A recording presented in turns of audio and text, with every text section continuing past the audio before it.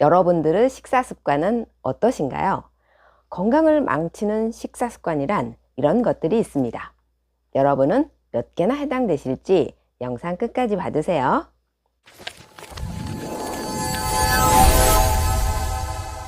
안녕하세요. 이은성 약사입니다. 오늘은 건강을 망치는 식사 습관에 대해서 알아볼 거예요. 여러 가지에 해당되신다면 꼭 개선하시기 바랍니다. 첫째, 급하게 먹는 습관입니다. 바쁜 현대인은 밥 먹을 시간조차 없는 경우가 허다하죠. 저도 밥 먹을 시간이 보장된 게 아니다 보니 자꾸 씹지도 않고 삼키게 되더라고요. 그래서 충분히 30번 이상 씹고 넘겨야 잘게 부서집니다. 입에서 씹으면서 침과 섞이게 되는데 침 속에 아밀라아제라는 탄수화물 분해 효소가 있습니다. 여기에서 1차 소화가 일어나는 거예요. 충분한 저작 과정을 거치지 않은 음식물은 위에 들어가면 이것을 소화시키기 위해서 위는 더 많은 일을 해야 되고요. 또한 음식이 오래 머물게 됩니다. 강한 산성인 위산과 섞인 음식이 오래 머문다는 것은 그만큼 위장 점막을 손상을 시켜서요. 위염, 위궤양, 역류성 식도염 같은 위장 질환을 야기하게 됩니다. 오래 씹게 되면 침 분비도 늘어납니다. 둘째, 국을 밥에 말아 먹는 습관입니다. 제가 아는 한 지인은 국에 밥 말아 먹고 국 없으면 물에라도 말아 먹는 습관을 가지고 계셨는데요. 평생 위장병을 달고 사십니다. 국에 밥을 말아 먹으면 씹기도 전에 이미 위로 넘어가 버리죠. 국물이 섞이게 되면 밥알이 잘 씹히지도 않을 뿐만 아니라 입이 고체가 아닌 액체로 인식해서 무의식 중에 꿀꺽 삼켜버리는 것입니다. 그 결과는 앞에서 설명드렸죠. 셋째, 배부를 때까지 먹는 습관입니다. 장수하는 노인들의 장수 비결을 들어보면 한결같이 소식을 꼽고 있습니다. 받아들일 수 있는 양의 70% 정도만 채우는 것이 바람직합니다. 과식하면 입에서 튀어나오는 말이 있죠. 배불러 죽겠다. 먹방 유튜버님들 보면 입이 떡 벌어지는 만큼 많이 드시는데 건강이 괜찮을지 사실 많이 걱정됩니다. 과식은 당뇨도 유발할 수가 있는데 이에 대해서 미국 마운트 사이나이 의대 크리스토프 마트너 교수님의 연구를 살펴보도록 하겠습니다. 인슐린은 지방 조직에서 지방 분해를 억제하는 작용을 합니다. 과식을 하면 뇌에서 인슐린 저항성이 커지는데 이렇게 되면 혈액으로 더 많은 지방산이 배출됩니다. 혈액 내 지방산이 증가하면 염증이 생기게 되는데 염증이 인슐린 저항성을 악화시켜서 제2형 당뇨병을 유발할 수 있다는 것입니다. 넷째, 가공식품으로 하루 식사를 대체하는 식습관입니다. 물론 가공식품 먹을 수 있죠. 간편하니까요. 하지만 어쩌다 한 번이지 매 끼니마다 먹는다는 것은 문제가 될 수 있습니다. 당분을 잔뜩 집어넣은 시리얼로 아침 식사를 하고 점심은 도넛과 커피로 때우고 또 저녁은 거하게 라면을 끓여 먹고 계신가요? 가공식품은 변질을 막고 유통기한을 늘리기 위해서 각종 첨가물들이 들어갑니다. 게다가 잘 팔려야 되기 때문에 입맛에 맞게 정제당, 과당, 정제염, 트랜스지방 등이 많이 들어갑니다. 게다가 자연 밥상에 비해서 칼로리는 높고 영양가는 낮습니다. 이러한 식단은 체중 증가와 더불어서 혈관 건강을 악화시킵니다. BBC의 한 방송 다큐멘터리에서 크리스판 툴레켄 박사는 한 달 동안 열량의 80%를 초가공식품을 먹는 실험을 했습니다.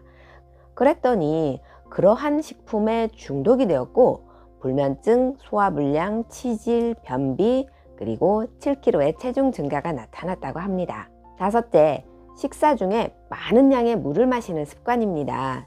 식사하면서 시도 때도 없이 물을 벌컥벌컥 마시고 또 식사 한 끼 하는데 물을 몇 번을 리필하는 사람이 있습니다.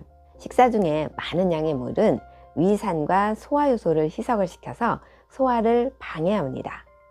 물은 식후에 입안에 있는 음식물을 입가심으로 헹굼하는 정도로만 생각하셔야 합니다. 물은 식사 때가 아닌 공복에 많이 마시는 겁니다. 소화가 안 돼서 또는 안 내려와서 물을 마신다는 사람들이 있습니다. 침이나 위산, 소화액 등은 전부 수분이 많이 포함됩니다. 평상시 수분이 부족하고 염분 섭취가 부족하면 이런 액들이 충분히 나오지 않게 된답니다. 이런 분들은 평상시 식사 시간이 아닌 공복에 염분과 함께 수분 섭취를 잘 해주시도록 하세요. 여섯째, 과도하게 짜게 먹거나 또는 지나친 저염식이나 무염식을 하는 경우입니다. 많아도 탈, 적어도 탈인 것이 나트륨입니다. 저염식을 반드시 해야 하는 환자, 우랄성 신부전이나 만성 콩팥병 말기의 경우는 어쩔 수 없이 저염식을 해야 되는 경우가 있습니다. 이런 환자분들을 제외하고 단지 혈압이 좀 높다고 혹은 건강을 위해서 혹은 근육을 만든다고 저염식, 심한 경우에는 무염식을 하는 경우도 있습니다. 건강을 지키기 위해서 했던 행위가 사망률을 오히려 높일 수 있다는 사실을 알고 계신가요? 캐나다 맥마스터 대학 연구팀은 심장질환이 있는 28,880명을 7년간 조사 분석을 해보았습니다. 사망률이 가장 높은 그룹은 하루 소변 배출 나트륨량이 8g 이상인 그룹, 즉 지나치게 짜게 먹는 그룹입니다. 그 다음으로 사망률이 높은 그룹은 2g 미만의 나트륨 배출량을 가진 그룹이었습니다. WHO의 권고에도 못 미치는 저염식을 하는 그룹이 심근경색과 뇌졸중에 의한 사망률이 높았습니다. 가장 사망률이 낮은 그룹은 소변 속 하루 나트륨 배출량이 4 내지 6g인 그룹이었습니다.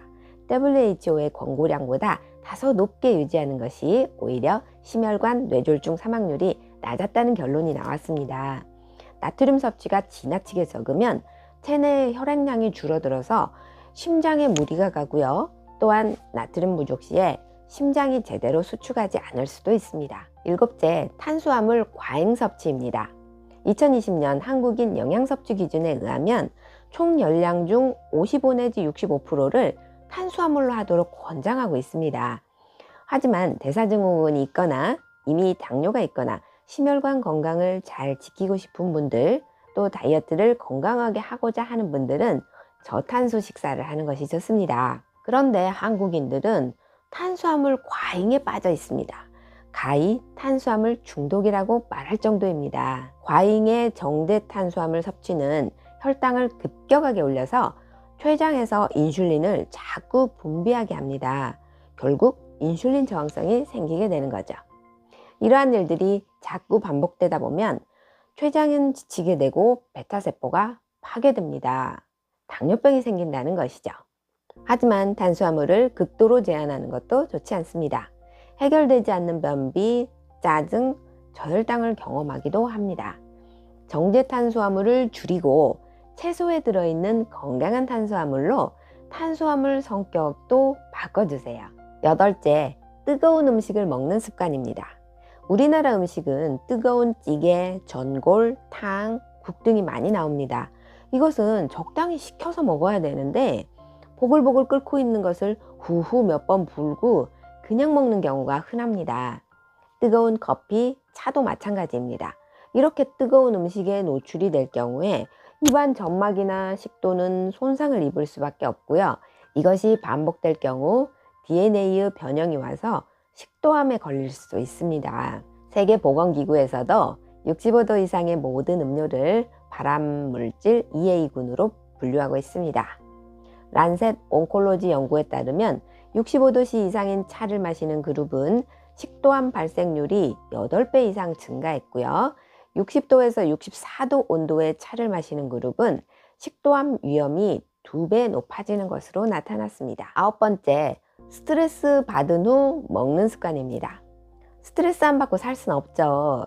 빠르게 지나가는 세상 속에 경쟁에, 대인관계, 경제 문제, 떨어지는 주식, 불안, 공포, 정말 많은 스트레스 요인들을 안고 살아갑니다. 위는 스트레스에 민감합니다. 스트레스를 받으면 부신에서 코르티솔이 분비가 되고 아드레날린이 나오면서 교감신경은 항진되고 부교감신경은 급속도로 저하됩니다. 그러면 위산 분비는 억제가 되고 위의 연동운동이 멈추게 됩니다. 흔히 스트레스 받고 식사했더니 배가 꽉 뭉친 듯 내려가지 않는다, 체했다 호소하면서 약국이나 병원을 찾게 되죠. 이렇게 소화기관에 탈이 나시는 분이 있는가 하면 오히려 스트레스성 폭식을 하는 분도 있습니다. 뇌의 보상기전 때문인데요. 스트레스 받고 기분이 안 좋을 때에 달콤한 음식이 들어가면 기분 전환이 되는 것을 경험하신 분들이 계실 거예요. 단 음식을 먹으면 뇌에서 도파민 분비가 됩니다. 이 도파민은 만족이 아닌 욕구를 폭발시킵니다. 더 먹어, 더 먹어 하고 말이죠. 이렇게 해서 폭식이 유발되는 것입니다. 10번째, 맵고 자극적인 음식을 자주 먹는 습관입니다. 매운맛 챌린지가 한때 유행했었고 호기심에 혹은 스트레스 확 풀린다고 매운 음식을 선호하시는 분도 있습니다. 물론 매운맛은 좋은 점도 있습니다. 적당히 매운 음식은 스트레스가 해소가 되고 지방을 분해하고 다이어트에도 좋습니다. 매운맛을 먹으면 온도를 감지하는 TRPV1이라는 수용체가 활성화가 됩니다. 고온에 노출되지 않았지만 뜨거운 것으로 인식을 해서 엔돌핀을 분비를 하게 되죠. 그래서 스트레스가 풀리는 것처럼 느껴지게 되는 것입니다. 하지만 매운 음식은 위점막을 자극해서 속쓰림, 위궤양, 위염을 일으킬 수도 있고요. 장점막을 자극해서 설사를 할 수도 있습니다. 장이 과민하거나 대장에 염증이 있을 경우 악화될 수도 있고요. 위식도 역류를 막는 하부식도 관략근을 느슨하게 해서 역류성 식도염을 유발할 수도 있습니다. 오늘은 건강을 망치는 최악의 식습관을 알아봤어요. 과연 몇 가지나 해당되시나요? 저는 2가지 정도 가지고 있네요. 그러면 저는 다음 주 일요일에도 좋은 정보로 찾아뵙겠습니다. 구독 안 하신 분들은 구독해 주시면 더욱더 편리하고 빠르게 소식을 받아보실 수 있을 것입니다. 그리고 오늘 영상 도움이 되셨다면 좋아요 부탁드릴게요. 다음에 만나요. 행복하세요.